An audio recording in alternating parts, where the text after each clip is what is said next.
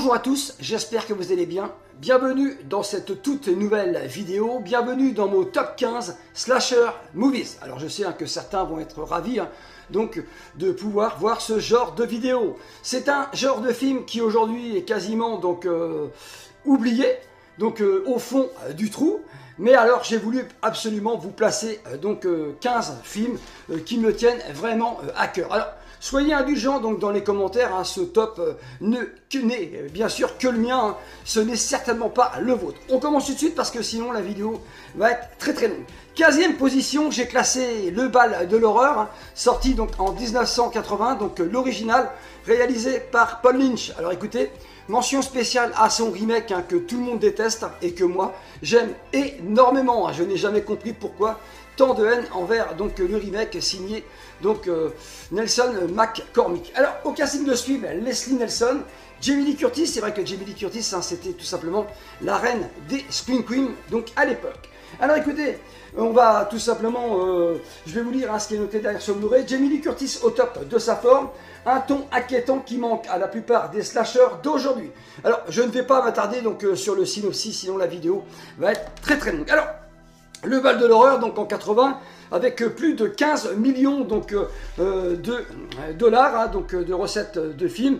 Alors on peut dire qu'avec un budget de 1,5 million de dollars, ce film s'est imposé comme une référence tout simplement du slasher movies des années 80. C'est une rentabilité mondiale de 1345%. Voilà, écoutez, franchement qu'on le veuille ou pas, ce film a marqué les années 80.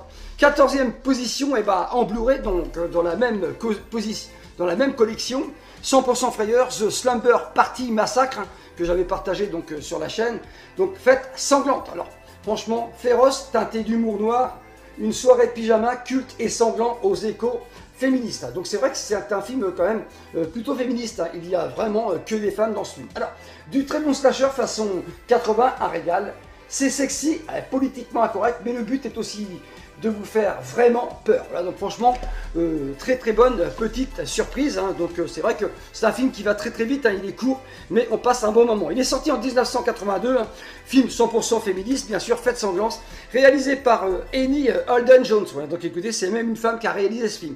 En termes de body count, le nombre de victimes dans ce film, il y en a 12. Alors pour un film qui dure 1h15, 12 victimes, c'est quand même très intéressant. Alors 250 000 dollars de budget pour une recette mondiale de 3,6 millions de dollars. Écoutez, ce film est quasiment aujourd'hui passé inaperçu, mais il a quand même rapporté pas mal d'argent aux studios américains. 13e position, un film que je ne possède qu'en dans cette édition, voilà, un Blu-ray maison, Mortel Saint-Valentin. Voilà, écoutez, j'aime énormément ce film. C'est au cimetière que vous le fêterez, cette fête. Alors franchement, qu'attendent les studios pour nous sortir, voilà, un Blu-ray chez nous, et pourquoi pas une édition 4K Ultra HD. Alors ça s'appelle Valentine, en version originale, réalisé par Jamie Blanc. Alors franchement, cette fête, c'est au cimetière que vous allez tout simplement la fêter. Alors Dennis Richards au casting, magnifique, elle est vraiment charismatique et aussi diabolique.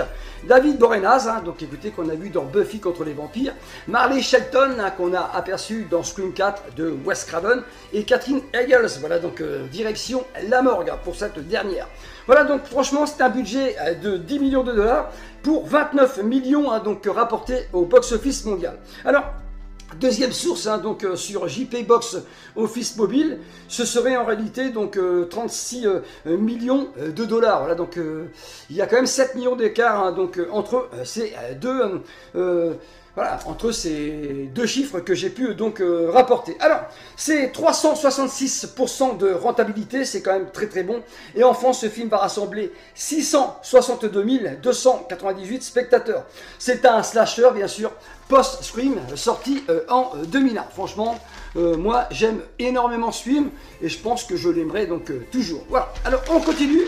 En 12e position, j'en ai parlé il n'y a pas très longtemps dans ma vidéo Nostalgie VHS Vidéo Club, c'est tout simplement The Funhouse Massacre dans le train fantôme. Alors, c'est un slasher, il est tout simplement mentionné dans le livre Slasher. Alors, Certains disent que c'était pas un slasher, si c'est un slasher, donc dans un combo Blu-ray DVD version restaurée, le film de Toby Hooper. Franchement, Toby Hooper, pareil, un monstre, donc un monsieur, c'était un monsieur donc du cinéma de genre. Un classique issu de la substance dont on en tire le plus grand cauchemar, signé L'écran fantastique. Alors, c'est un classique du cinéma d'horreur des années 80, signé Toby Hooper, Massacre à tronçonneuse, donc Poltergeist, qui a traversé les années donc en restant une référence majeure du genre, une édition ultime remplie de bonus exclusifs rendant un vibrant hommage à cette œuvre essentielle et à découvrir enfin restaurée en HD, inclut la version intégrale non censurée, inédite en France. C'est vrai que moi j'aime énormément donc cette ambiance dans la fête foraine. C'est un budget de 3 millions de dollars pour seulement 8 millions rapportés. Alors c'est vrai qu'on ne peut pas dire que ce soit donc le plus grand film de Toby Hooper en matière donc de recettes mondiales. Toujours est-il que moi j'aime énormément cette ambiance. Alors en 11e position, un giallo italien, La Baie Sanglante. Et oui, donc La Baie Sanglante a quand même aujourd'hui vieilli, mais il faut quand même dire que c'est quand même novateur. Voilà, donc il a inspiré donc pas mal donc de films donc par la suite. Alors franchement, donc nous avons Claudine Auger, donc Lucie Pistilli, Claudio Voleté, Laura Betty, donc franchement cette baie sanglante de Mario Bava est absolument prodigieux. Le giallo donc poétique, orinique et obsédant de Mario Bava. Il était une fois donc les débuts du slasher. Franchement, très très belle édition sortie chez ESC Distribution. Alors, ce film, c'est tout simplement Mario Bava, donc un réalisateur italien. Il était une fois les débuts du slasher. Il est sorti en 1971. Et oui, ça ne nous rajeunit pas. C'est un giallo slasher italien. Le long métrage donc fit également l'ouverture du Festival d'Avoriaz en 1971. Il recevra 2 prix, donc celui du meilleur maquillage et meilleur effets spéciaux. Donc franchement, il mérite cette 11e place de mon classement. Alors soyez indulgents les amis, je suis très cinéma américain, il y a des quantités de films que je n'ai absolument jamais vus. Voilà pourquoi je ne peux pas les classer. Je classe simplement 15 films que je possède en Blu-ray et c'est déjà donc amplement pas mal. Voilà, 10e position, c'est rare, voilà donc un film pas très très vieux, ça s'appelle House of Wax, donc en version originale, La Maison de Cire. Franchement, j'aime énormément. S'ils sont si réels, c'est qu'il y a bien sûr une raison. Franchement, j'aime énormément donc ce film. Voilà, donc voilà pourquoi je le place 11e. Alors, c'est le remake donc de L'Homme au masque de cire, bien entendu, sorti en 1953, lui. Et ce remake est réalisé par Juan Collet Serra. J'adore ce réal. Voilà, donc il a réalisé Esther donc en 2009. Voilà, un film de genre que je vous conseille vivement si vous ne l'avez jamais vu. Et avec un budget de 40 millions de dollars, c'est un box-office mondial de simplement 68 millions. En France, c'est seulement 371 643 spectateurs. Voilà, donc c'est pas énormissime, mais c'est pas non plus ridicule. 40 millions donc investis dans ce film pour rapporter 68. Voilà, donc écoutez, c'est quand même produit par la Warner. Nous avons Joel Silver donc à la production. C'est quand même certainement... voilà, les studios de production, on attendait certainement plus. Alors, au casting, nous avons la bimbo Paris Hilton, donc ça fait plaisir donc, de la voir dans ce genre de film. Elle a une mort jouissive. Chad Michael Murray, bien sûr, des frères Scott et Elisha Cuthbert. Voilà, donc écoutez, franchement, très très beau casting pour un film donc qu'il est entièrement également. Voilà, donc vous allez voir. Dans cette ville d'Ambrose, ces jeunes vont tout simplement se confronter donc à 2 frères complètement tarés, voilà, donc qui transforment toute la ville en cire. Voilà, donc franchement, si vous n'avez jamais vu, je vous le conseille vivement. En 9e position, encore un film assez récent, un remake, My Bloody Valentine, donc Meurtre à la Saint-Valentin, donc en 3D. Attention, il vous brisera le cœur. Alors franchement, c'est pareil, donc une nouvelle dimension donc dans la terreur. Jamais la 3D n'a jamais été aussi efficace au cinéma. Un déluge d'effets spéciaux donc réussi. C'est la nouvelle version du slasher culte qui a traumatisé donc tous les amateurs du genre. Voilà, donc écoutez, c'est vrai que c'est un remake plutôt très très efficace. Voilà, donc avec des scènes franchement super dynamiques, des meurtres sanguinaires. C'est vrai que ce film a été tourné pour la 3D et par moments, ça se voit donc peut-être un peu trop. Mais pour le reste, hein, ça fait largement donc le taf. Alors, Ma Bloody Valentine, donc Meurtre à la Saint-Valentin, sorti en 2009, réalisé par Patrick Lussier. Alors c'est un film, hein, certes, pour la 3D et ça se voit entièrement. Hein. Voilà, dès le début, on reçoit pas mal de sang et pas mal de choses, donc notamment donc sa fourche, voilà, donc à travers donc le visage. Voilà, Harry Warden, magnifique. Alors recette mondiale, plus de 102 millions. Pour tout simplement 15 millions donc investir. 15 millions, il rapporte 102 millions. Écoutez, c'est un succès magnifique dans son pays. Alors le film est un échec avec seulement chez nous en France, voilà, donc 153 365 spectateurs. Alors autant il a rapporté de l'argent dans son pays, hein, chez nous, hein, il est passé quasi inaperçu. Alors c'est l'horreur donc en 3D. Hein, et un casting intéressant, hein. Nous retrouvons bien sûr Tom Atkins, ça fait plaisir de le revoir, ça faisait un moment qu'on ne l'avait pas vu. Donc Bestie Rue, hein, donc écoutez, magistral, hein, donc j'aime énormément cette scène, hein, donc où elle est à poil complètement. Nous avons James Kings, voilà, donc, et Jason Ackles. Alors écoutez, franchement, très beau casting, et je vous garantis hein, donc, que les meurtres sont absolument bien réalisés. Voilà, donc ça c'est le moins donc, que l'on puisse dire. Voilà. Alors on continue. Hein, je suis en train de chercher bien sûr l'ordre de mes fiches hein, pour ne rien oublier, hein, tout dans l'ordre. Alors 8e position, alors c'est un film français, pour moi c'est un slasher, voilà, donc écoutez, certains disent que non, mais si, hein, c'est une référence absolue, ça s'appelle Haute Tension, hein, vous connaissez bien sûr tout ce film, j'en suis sûr et certain, réalisé par le français Alexandre Aja, et oui, le fils d'Alexandre Arcadi, hein, voilà, donc, qui fait ses débuts avec un long métrage super efficace. Une seule règle à la nuit tombée, survie, voilà.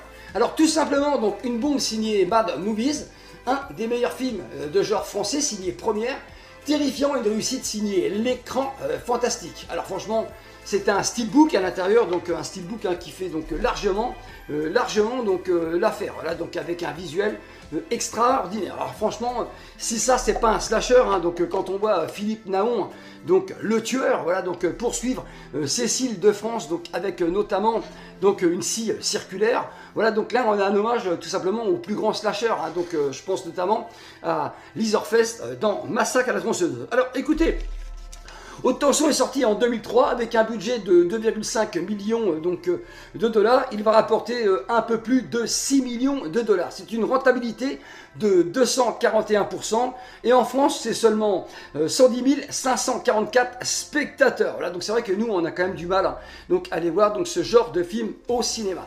Au casting, l'excellente Mai Wen. Cécile de France, hein, donc Marie hein, complètement diabolique dans ce film, et que dire de l'interprétation magistrale de Philippe Naon.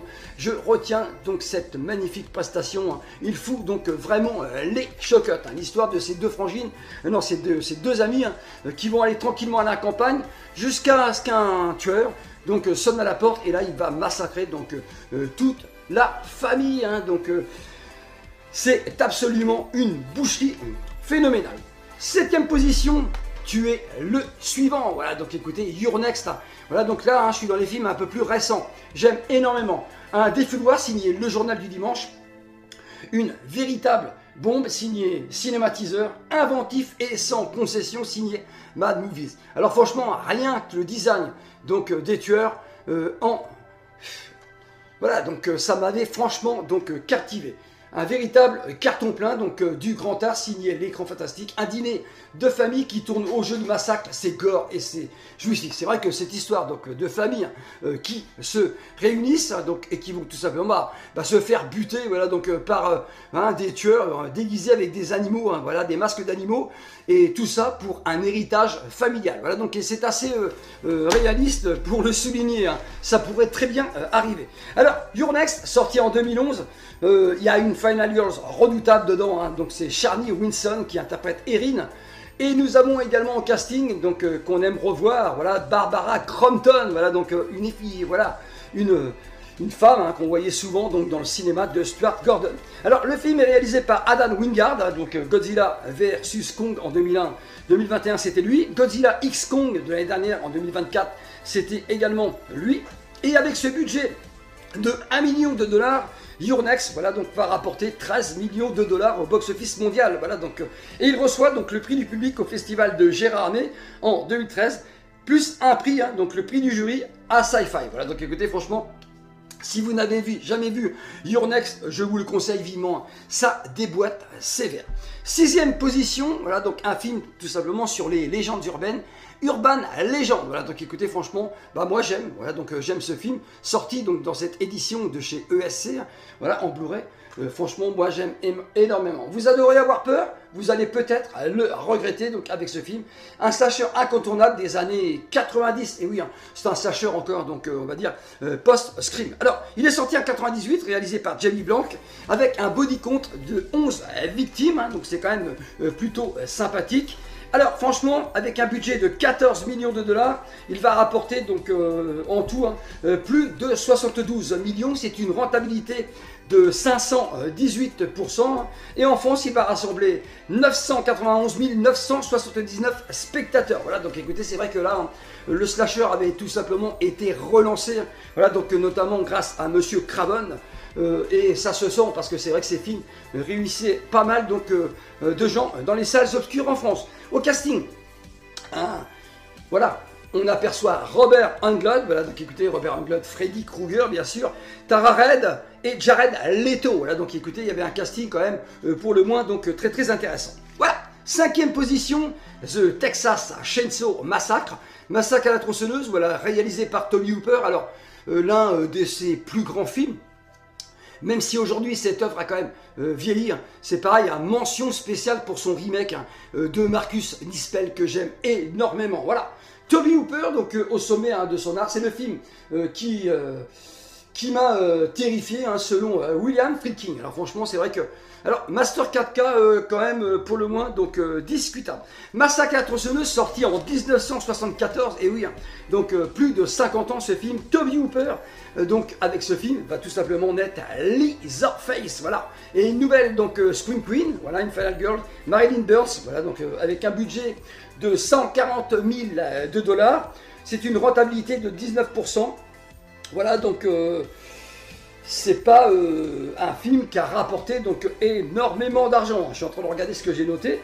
Voilà, 140 000 dollars, il a rapporté. Voilà, donc il a rapporté 140 000 dollars, 19% donc de rentabilité. Et en France, le film ne sortira qu'en 82 hein, et va rassembler 614 249 spectateurs. C'est vrai que ce film a eu un mal de chien, donc sortir en France, hein, voilà, donc écoutez, c'est pas étonnant, hein, vu la tension, hein, donc l'atmosphère glauque hein, et poisseuse de ce film. Il est sorti que seulement en 82, mais il a quand même réuni hein, donc pas mal de personnes. Hein, voilà, donc moi je reviens pas. 614 249 personnes pour ce genre de film. Et bah moi je dis bravo. En 4e position, et ben un film que j'aime énormément, le Scream. Voilà donc Scream, le tout premier de Wes Craven. Écoutez, bah là hein, quand j'ai vu la première fois ce film, donc en VHS. J'ai pris une claque phénoménale. Voilà, donc c'est un scénario de malade, une mise en scène intéressante, des acteurs, donc franchement inoubliable. Donc Scream pour moi est une référence absolue hein, et grâce à Scream, Wes Craven a relancé donc toute une vague de slashers. Hein. La plupart des slashers que j'ai annoncés dans les années 90 sont influencés par bien sûr ce Scream. Alors édition Steelbook magnifique. Alors Hello Sydney, hein, voilà. En 96, c'est sorti avec un body count de 7 victimes seulement. Et oui, hein, ne vous attendez pas à un gros carnage avec le Scream. Scream, donc réalisé et écrit par Kevin Williamson, une rencontre au sommet. Voilà, donc c'est vrai que c'est pas avec le body count qu'on passe un bon moment, mais c'est comment donc c'est ambiancé, voilà, donc comment c'est mis en scène, c'est absolument magnifique. Alors, le second souffle du slasher avec ce film, le budget 15 millions de dollars et c'est 1153% de rentabilité avec 173 millions rapportés. C'est donc un chef-d'œuvre du genre. Voilà, un casting en or, un casting 4 étoiles, Neve Campbell, Sidney Prescott, voilà, Courtney Cox, Gail Weather, la journaliste, David Arquette, Dwight Riley, hein, Scott Ulrich, Billy Loomis, voilà, donc écoutez, Drew Barrymore, Casey Baker, que dire, hein, donc du meurtre de Casey Baker au départ, magistral. Matthew Lillard, donc Stuart Schumacher, et Rose McGowan, Tatum. Voilà, donc Tatum, la meilleure amie de Sidney Prescott. C'est un hommage et un clin d'œil donc dans ce film au plus grand slasher des années 70-80. Avec ce film, c'est la naissance d'une icône du genre, Ghostface. Voilà, donc écoutez, avec ce film est né tout simplement Ghostface. Voilà, donc écoutez, et Craven, Freddy Krueger et Ghostface. Voilà, alors écoutez, troisième position, voilà, donc obligé de classer Halloween donc, de John Carpenter, voilà, donc sorti en 78, sorti dans cette édition 4K Ultra HD, édition collector 40e anniversaire. Franchement, la nuit des masques avec la version cinéma, la version longue américaine. Franchement, nouveau master 4K validé par John Carpenter, le chef-d'œuvre intemporel de John Carpenter. C'est vrai que c'est un chef-d'œuvre, là, donc pour moi c'est le chef-d'œuvre donc de John Carpenter avec The Thing. Ça n'engage bien sûr que moi. Et que dire de cette magnifique BO. Alors Halloween est sorti en 78. Il a travaillé donc Carpenter avec Debra Hill pour ce film. C'est à l'époque une nouvelle figure du mal, donc The Shape, Michael Myers qui va naître donc avec ce long métrage avec un budget de 325 000 $. C'est un box-office mondial d'une rentabilité de 21 538%. C'est absolument énorme, c'est 70 millions rapportés. Au casting, Jamie Lee Curtis, donc, qui devient à cette époque avec ce film une vedette.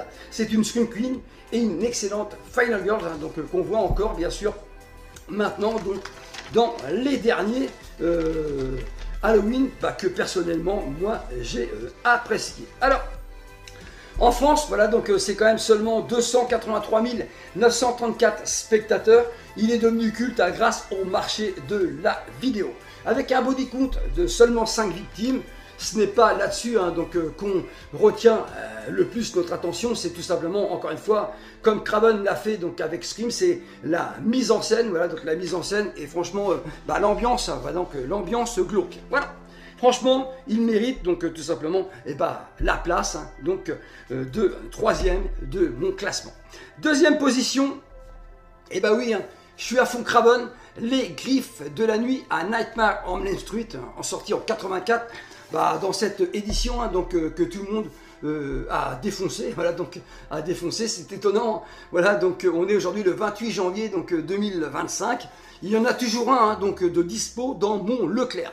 C'est vrai que 50 balles ça fait cher, mais je pense que toute cette mauvaise pub n'a pas aidé donc cette édition sortie chez Warner donc à se vendre bien plus que ça. Moi j'adore cette édition, c'est tout simplement l'essentiel. Alors, ce que j'ai noté, alors elle est sortie en 84, voilà, donc un chef-d'œuvre du genre. Avec ce film, c'est la naissance de Freddy Krueger, voilà, donc Robert Englund, avec un budget de 1,1 million de $. C'est une rentabilité de 1417%, avec plus de 25 millions rapportés. Franchement, c'est encore une fois un succès en termes de box-office mondial. C'est vrai qu'à l'époque, on n'avait pas besoin de mettre des millions et des millions pour faire un film et ça fonctionnait. Voilà, donc c'est vrai que quand je vois les chiffres qu'on emploie, qu'on donne aujourd'hui pour faire un long métrage, franchement, on marche sur la tête. Voilà. Alors en France, c'est seulement 465 864 spectateurs. Il sort chez nous donc le 6 mars 85 dans les salles. Il recevra tout de même le prix de la critique au Festival d'Avoriaz en 85 lors de la 13e édition à Avoriaz. Voilà. Alors franchement, c'est un chef-d'œuvre, voilà, donc Craven, donc brûlé, donc ce tueur, voilà, donc qui revient à Elm Street, donc dans les cauchemars des jeunes, tout simplement, pour se venger, donc du sort que l'a réservé, tout simplement, les parents de ces gosses, voilà. Première position, vous me connaissez tous, obligé, Friday the 13. Alors quand je parle de Friday the 13, je parle quasiment de toute la saga, mais le premier est quand même celui avec une ambiance à l'atmosphère très très glauque, donc, et c'est franchement une réussite donc à tous les niveaux. Édition 4K Ultra HD, bien sûr 4K import USA, avec la VF, il y a bien la VF d'époque dedans. Alors, il est sorti donc en 1980, réalisé par Sean Cunningham, avec un body count de 10 victimes. Vous voyez, il y a plus de victimes que dans La Nuit des Masques. Alors, c'est tout simplement inspiré par La Nuit des Masques de John Carpenter, Halloween bien sûr, et surtout par La Baie Sanglante de Mario Bava. Alors, Vendredi 13, c'est 550 000 $ de budget pour un peu moins de 60 millions rapportés. Encore un succès donc au box-office mondial. En France, c'est 603 000 spectateurs. Bienvenue à Crystal Lake, bienvenue avec Alice au pays des cauchemars. Et alors que dire donc de la prestation donc de Bestie Palmer, donc alias bien sûr Madame Voorhees, elle a la rage. Killer maman, killer, tue-la maman, tue-la. Franchement, absolument magistral. C'est le blockbuster du slasher movies, la mère de tous les slashers. Et donc franchement, il y a aussi un casting assez intéressant, voilà, donc notamment Kevin Bacon qui sera tout simplement cuit donc, dans cette œuvre. Donc c'est une véritable intelligence de mise en scène, hein, les débuts d'une saga légendaire. Vendredi 13, un jour de malchance, et avec pour responsable donc des maquillages sur le film l'excellent Tom Savini. Donc j'espère que vous avez passé un bon moment donc avec moi, car moi j'en ai passé un excellent avec vous comme d'habitude. N'hésitez pas à me donner au moins vos 5 slashers préférés, et je vous dis à très bientôt sur la chaîne du Cinéphile de Caen. Ciao!